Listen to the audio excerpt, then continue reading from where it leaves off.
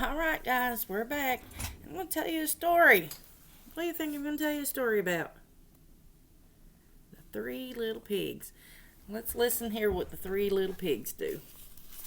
Can you see it really well? Once upon a time, there were three little pigs, and they lived with their mother on the farm. One fine spring day, Mother Pig said, "Little pigs, it's time for you to go out into the big world." So the three little pigs started off happily down the road.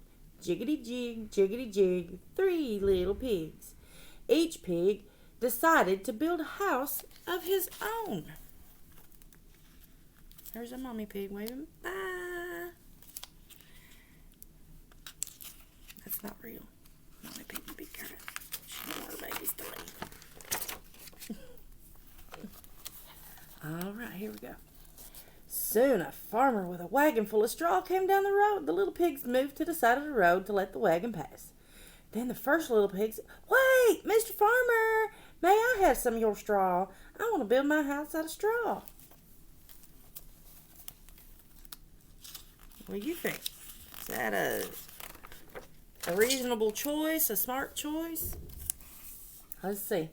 The farmer gave the pig a big pile of straw, and the farmer went down the road, and the little pig hurried to build his new house, and it was soon done, a cozy spot to rest, and the little pig went out to play.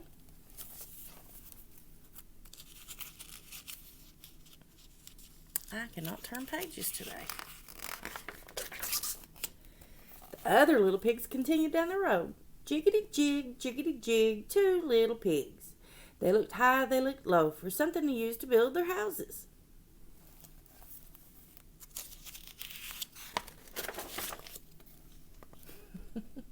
After a while, the two little pigs saw a man with a wagon full of sticks. "Wait, Mr. Farmer," oinked the second little pig. "May I have some sticks, please? I want to build my house out of sticks." Think about the choices he's making. Can you see good? The farmer gave the little pig a pile of sticks. "Thank you, sir," oinked the second little pig. The farmer waved and he went down the road, and the little pig hurried to build his new house. He could not wait to complete the job. Soon the stick house was done, and the little pig even discovered an inviting puddle inside. Pigs love puddles. They like to make mud holes out of them, don't they? Can you see well? All right. The other little pig continued down the road. Jiggity jig, one little pig. He wanted to find something exceptional for building his house. That's a big word. What does exceptional mean? He wanted to find something that was really good and to build his house out of. On these pages today. Finally, the little pig saw a builder with a wagon load of bricks.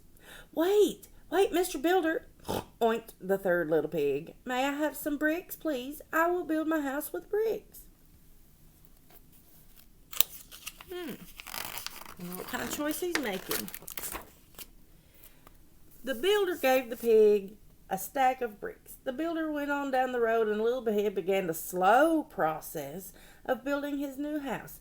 He carefully lined up each brick and made a fine, sturdy house. When it was done, the little pig went out to find his brothers. Early the next morning, there was a knock at the door of the first little pig's straw house. Little pig peeked out the window. It was the big bad wolf. Little pig, let me in, or I'll huff and I'll puff and I'll blow your house in." What's he going to do? Is he going to let him in? He knows that's not a safe choice. Pig 1 scooted under his chair and took a deep breath and shouted in the strongest voice that he could muster, "No, Mr. Wolf, I will not let you in, not by the hair of my chinny chin chin." I don't want to let you in.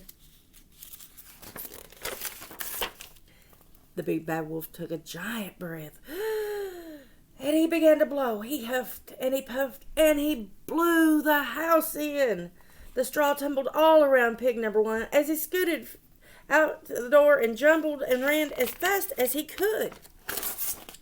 Pig 1 scampered to the stick house of Pig 2. The two pigs rushed inside and slammed the door and locked it. They put their arms around each other and under the table. Let's see what they say.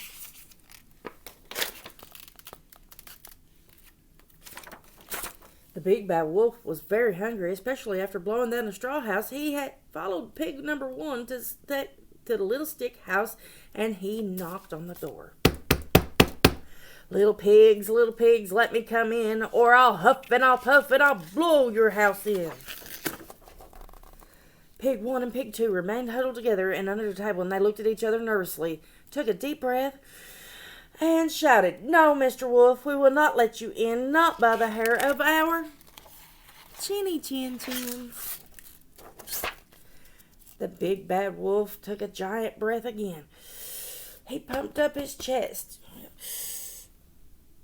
and he began to blow.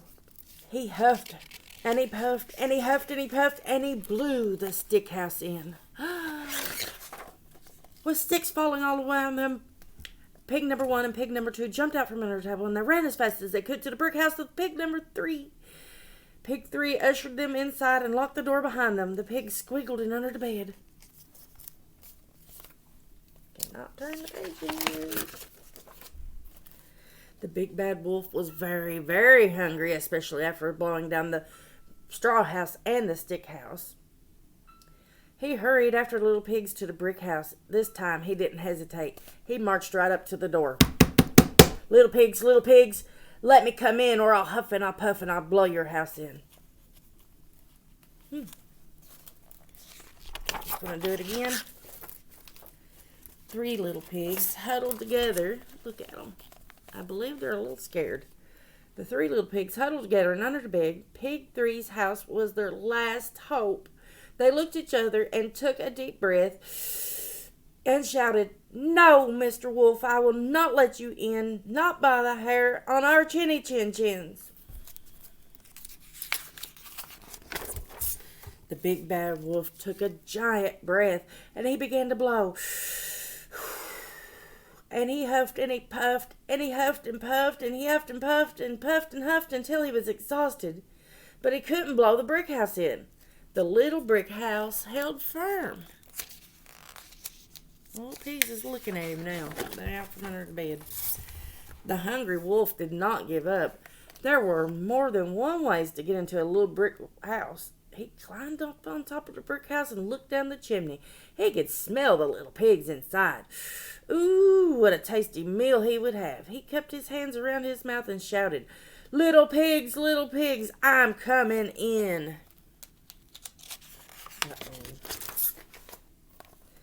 The wolf slipped into the chimney, but pig number 3 heard the wolf on the roof.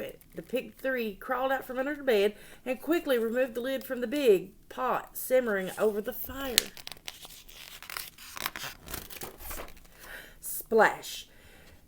The big bad wolf stepped down into a boiling soup.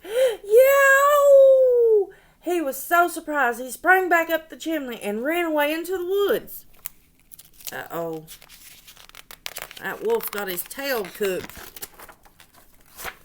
The 3 little pigs clapped their hands. Yay! The wolf was gone, and now they would enjoy their dinner. They sat down together and enjoyed a hot bowl of soup. Wolf tail soup. The pigs never saw the big bad wolf again, and they lived happily ever after in pig number 3's sturdy house. That was the end. So what choices did the pigs make?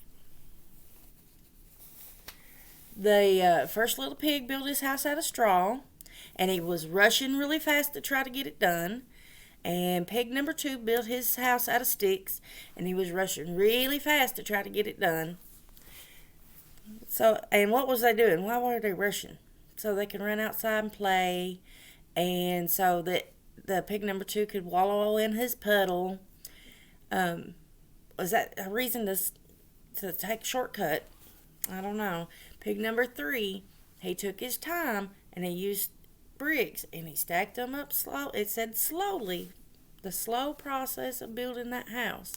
And that house held up when the wolf come, didn't it? He didn't mind to work.